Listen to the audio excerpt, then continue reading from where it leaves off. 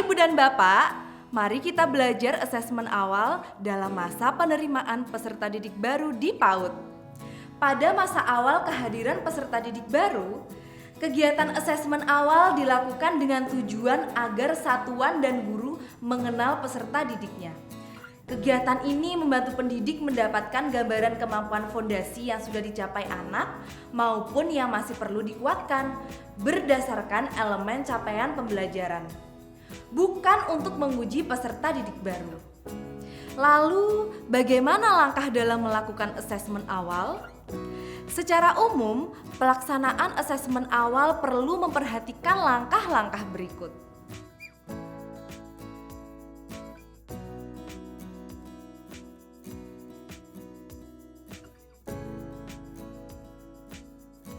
Untuk mendapatkan data otentik, maka teknik asesmen yang disarankan adalah teknik observasi dan penilaian kinerja. Sementara, alat atau instrumen asesmennya disesuaikan dengan teknik yang dipilih dan karakteristik indikator perilakunya. Untuk lebih lanjutnya, mari kita simak percakapan kedua pendidik di Satuan PAUD Cempaka berikut. Selamat pagi Bu Ika. Bagaimana persiapan asesmen awal di MPLS kali ini? Apakah Bu Ika menyiapkan kegiatan khusus? Pagi Bu, saya sudah menyiapkan beberapa kegiatan yang dapat dilakukan bersama-sama oleh anak-anak dan orang tua. Nantinya juga dilanjutkan setelah 3 hari di MPLS. Tapi bagaimana bisa mendapatkan hasil autentik kalau orang tua saja masih terlibat dalam kegiatan bersama anak? Pada saat MPLS inilah saya punya kesempatan menggali informasi lebih banyak tentang anak dari orang tua. Ini sangat membantu saya untuk bisa lebih memahami karakter anak dan kebutuhannya. Orang tua kan sumber informasi tentang anak, Bu. Oh iya, betul juga ya. Selanjutnya, saya merancang 1 minggu kegiatan untuk pengenalan lanjutan. Ini bukan kegiatan terpisah dari pembelajaran. Kegiatan ini tergabung dengan kegiatan sehari-hari. Lalu, saya menyesuaikan teknik asesmen sesuai karakteristik tujuan pembelajaran. Saya juga akan mengamati perilaku anak di luar pembelajaran di kelas. Karena kemampuan anak dapat kita lihat juga dari kegiatan pembiasaan. Seru banget, Bu. Oh iya, anak-anak kelas saya kan sudah punya pengalaman belajar di TKA bersama Bu Oki. Kita pernah bertukar informasi terkait kemampuan anak di akhir tahun TKA kemarin. Ingat tidak? Karena tahun ajaran ini tidak ada peserta didik baru di kelas B. Jadi saya tinggal menerapkan kegiatan asesmen awal untuk menyesuaikan tujuan-tujuan pembelajaran selama 1 tahun ajaran ke depan, agar sesuai dengan karakteristik peserta didiknya. Hai Bu Ika. Halo Bu. Boleh masuk? Silakan Bu. Silakan duduk Bu Oki. Saya sedang menyiapkan ragam kegiatan agar sesuai dengan kebutuhan dan kemampuan murid.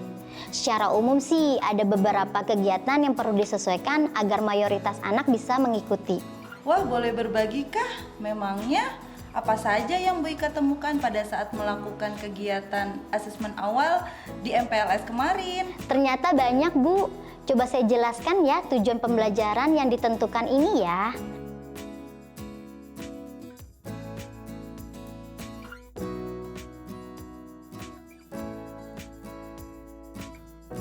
Dari 2 tujuan pembelajaran tersebut, kegiatan yang saya lakukan adalah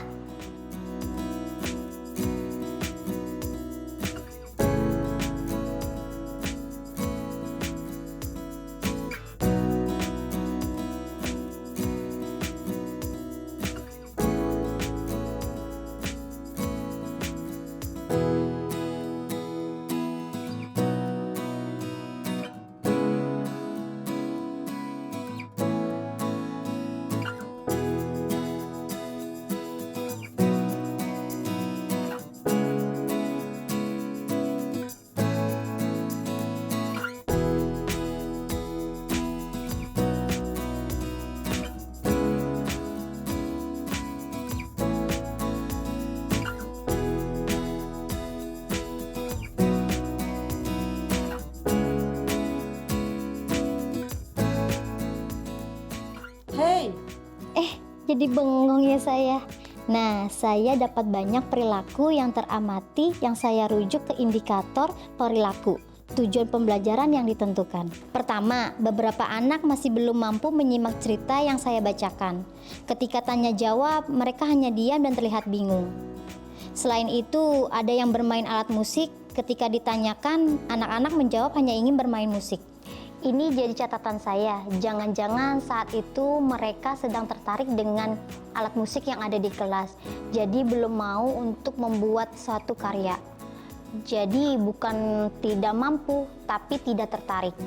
Nah, inilah gunanya kita melakukan asesmen awal lebih dari 1 hari. Kita jadi punya perspektif lebih luas untuk dianalisa. Nah, selanjutnya kita analisa langsung ya. Hasil pengamatannya dikumpulkan dan dianalisis dengan mengacu pada alur tujuan pembelajaran yang sudah disusun di satuan. Ini akan jadi gambaran mayoritas peserta didik terkait kekuatan yang dimiliki dan hal yang perlu ditingkatkan. Hasil analisa Ibu bagaimana? Begini Bu, saya coba contohkan ya gambaran seperti apa. Lihat, bolanya menggelinding cepat. Wow, punyaku juga cepet banget. Aku gambar mama. Aku masak sup, kamu masak apa? Aku masak bayam. Bu, ini gambarnya lucu ya. Dung, dung, dung, dung. Ini adalah hasil analisis saya.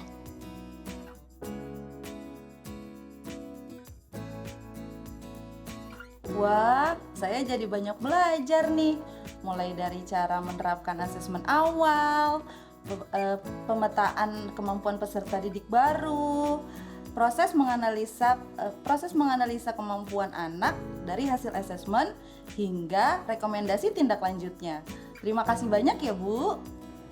Nah, Ibu dan Bapak, semoga sekarang sudah semakin mendapat gambaran tentang proses asesmen awal untuk peserta didik baru setelah MPLS ya. Teruslah belajar dan semangat!